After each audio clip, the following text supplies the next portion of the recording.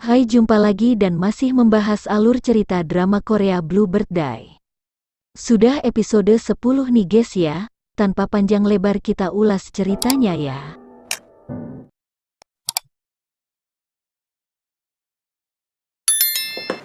Shin berada di kafe milik Hyemin. Ia menerima telepon dari pihak kepolisian untuk diinterogasi soal kematian Ji Seo.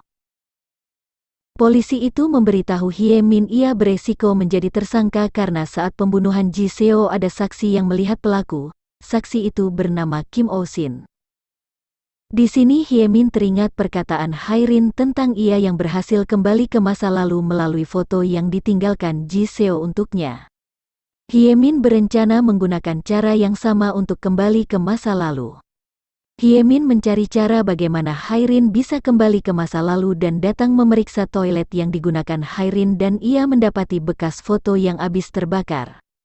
Hyemin teringat saat menguping pembicaraan Hairin dengan Kak Eun yang membahas ia bisa kembali ke masa lalu cukup dengan membakar foto itu. Dan ketika Hairin bergegas ke perusahaan Kim Oh-shin kemarin ia menjatuhkan dompetnya di kafe Hyemin. Hyemin menyimpannya. Ia lalu bergegas ke rumah Hairin untuk mengambil foto untuk kembali ke masa lalu agar ia bisa merubah keadaan. Ia menggunakan KTP Hairin untuk masuk ke rumahnya dengan bantuan ahli kunci agar tidak terdeteksi sebagai pencurian. Di sini tukang kunci sempat curiga karena setelah Hyemin menyerahkan KTP, ahli kunci itu berkata wajahnya berbeda dengan yang ada di KTP. Hyemin beralasan ini semua karena dirinya habis operasi plastik. Dan setelah di dalam rumah Hairin, Hyemin bergegas mencari foto yang dimaksud Hairin itu. Setelah capek mencari ia menemukan foto yang dimaksud berada di tas milik Hairin. Sesampai di rumah Hyemin membakar satu persatu foto yang dicurinya dari rumah Hairin dan membakarnya, tapi foto itu tidak memiliki efeknya. Hyemin kesal dan membakar semua foto yang dicurinya. Dan ia tidak menyadari ada foto yang bisa mengantarkannya kembali ke masa lalu. Ketika Hyemin membuka mata ia menyadari dirinya berada di masa lalu. Shin berganti di ruang interogasi kepolisian. Di sini Hairin kebingungan karena polisi itu seakan tidak mengenal Kim Oh-shin dan kasusnya baru-baru ini tidak tercatat di kepolisian. Hairin menghubungi Kak Eun untuk memastikan semua itu. Tapi di sini Kak Eun berkata Kim Oh-shin telah meninggal sewaktu masih di kelas 2 SMA. Di sini Hairin teringat kejadian masa lalu Kim Oh-shin yang mati karena bunuh diri. Hairin berpikir kalau Kim Oh-shin telah meninggal bagaimana dengan Ji Seo. Hairin mengecek nomor Ji Seo di ponselnya tapi tidak menemukannya. Itu berarti pembunuhnya bukan Kim Oh-shin dan pelaku sebenarnya juga telah mengubah masa lalu tanpa sepengetahuannya.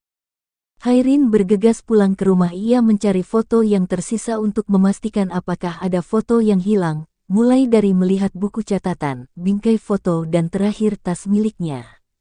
Dan benar saja ada satu foto yang diambil pelaku untuk merubah masa lalu. Di sini Hairin berpikir siapa yang mengambil dan membakar fotonya itu? Dimulai dengan orang-orang yang sudah ia beritahu tentang dirinya yang bisa kembali ke masa lalu. Dia membaca catatannya, dimulai dari Kak Eun, selanjutnya Sujin. Mereka tidak mungkin melakukannya, dan Hairin memutuskan menyelidiki mulai dari tempat terakhir yang ia kunjungi yaitu kafe milik Hyemin. Ia bergegas ke toilet untuk mengeceknya. Hairin bertanya kepada Hyemin apakah ia pernah melihat sisa barang yang habis terbakar.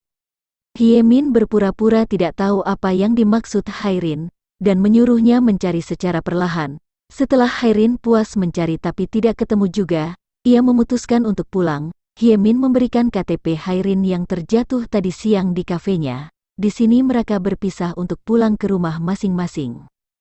Di perjalanan mau pulang Hairin melihat tong sampah di sebelah kafe Hyemin. Setelah memeriksa ia mendapati ada bekas foto yang habis dibakar. Wah, alangkah terkejutnya Hairin. Hairin mencurigai Hyemin juga kali ini.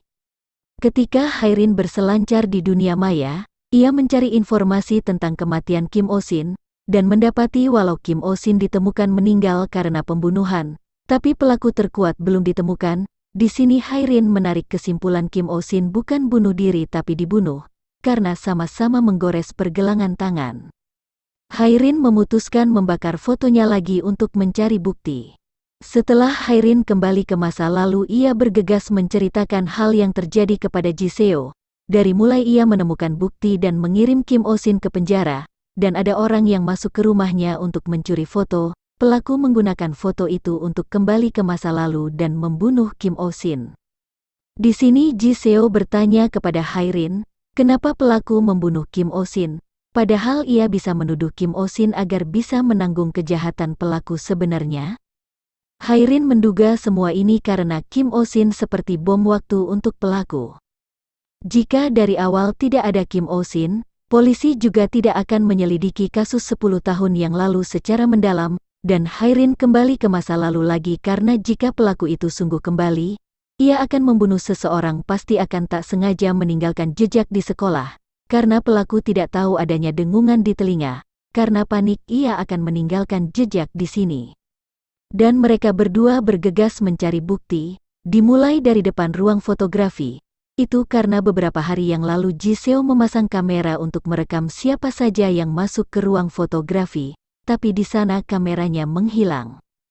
Hairin berpikir apa mungkin ada seseorang yang mengambilnya. Hairin teringat kepada siapa saja ia bercerita tentang kamera CCTV yang dipasang Jin Seo, yaitu kepada Kak Eun. Tapi di sini Hairin tidak mungkin menuduh Kak Eun yang mengambilnya. Dan Ji Seo mengajak Hairin mencari bukti lainnya. Di sini Hairin teringat pelaku menggunakan obat bius Zelotil. Mereka bergegas mencari buktinya ke seluruh ruangan, mulai dari kelas per kelas, sampah per tong sampah. Hairin melihat ada bungkus minuman yang sudah terremuk di tong sampah.